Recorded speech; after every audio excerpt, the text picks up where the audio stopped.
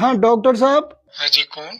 अरे मैं वो बोल रहा हूँ साहब, जो 2 घंटा पहले मैं अपनी भाभी ने दिखा बिना लाया हो तुम्हारे वो पेट दर्द की बीमारी वाली। अच्छा अच्छा, अब तबीयत कैसी है उनकी?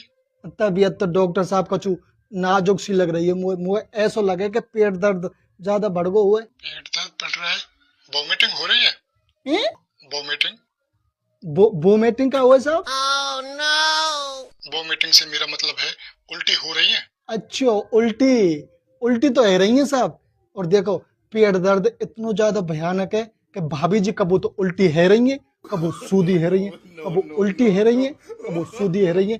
तो कुल मिला के उल्टी तो है रही है साहब। अबे पागल आदमी, मेरा कहने का मतलब है मुंह से कुछ निकल रहा है क्या? अच्छा अच्छा अच्छा। मुंह में थे, मुंह में थे तो सब मैया ही मैया निकल रहा है।